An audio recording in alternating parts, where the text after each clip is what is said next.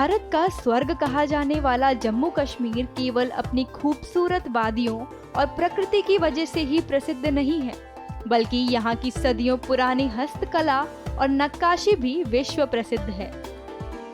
कश्मीर की एक पारंपरिक हस्तशिल्प कला नमदा, जो लगभग लुप्त हो चुकी थी, को कश्मीर में फिर से पुनर्जीवित करने का काम शुरू हो चुका है। हस्तशिल्प और हथकरघा विभाग कश्मीर की पारंपरिक नमदा कला और कश्मीर की अन्य कलाओं को बढ़ावा देने के उद्देश्य से विभिन्न कार्यशालाएं और प्रशिक्षण कार्यक्रम कर रहा है।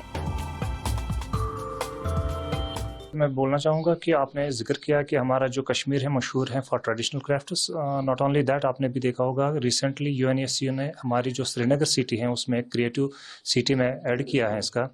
तो दैट मीन्स कि हमारी जो कश्मीर है it is full of traditional artists, और वो क्रिएटिव आर्टिस्ट्स से माना जाता है, आर्टिजन से माना जाता है। पर्टिकुलरली हमारे यहाँ ख़त्म बंद है, पेपर मैशी है, कारपेट का काम होता है, वुड कार्विंग होती है। उसी में से एक हमारा जो ट्रेडिशनल क्राफ्ट था नमदे का। नमदा जो है वूल से बनाया जाता है, वार्मथ देता था, और पहले ये बहुत ही एक्सपोर्ट हुआ करता था इन कोल्ड कंट्रीज़ में, और बीच में बिकॉज ऑफ अनअवॉइडेबल सर्कमस्टेंसेस की वजह से बीच में ये ऑलमोस्ट एक्सटिंक्ट वर्ज पे पहुंचने की कगार पे था ऑलमोस्ट।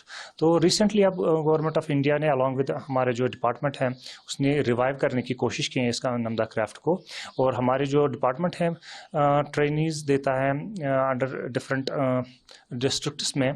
उसमें से हमारा श्रीनगर सिटी में भी एक हमारा नमदा ट्रेनिंग सेंटर है, जिसमें हम कोशिश कर रहे हैं इस आर्ट को वापस रिवाइव करने की।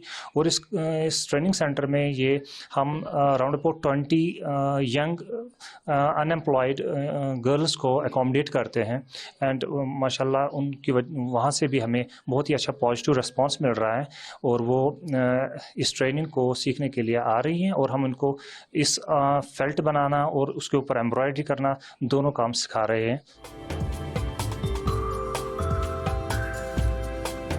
यहाँ लड़कियों को मुफ्त प्रशिक्षण के माध्यम से उनकी प्रतिभा निखारने के साथ ही उन्हें सशक्त भी बनाया जा रहा है।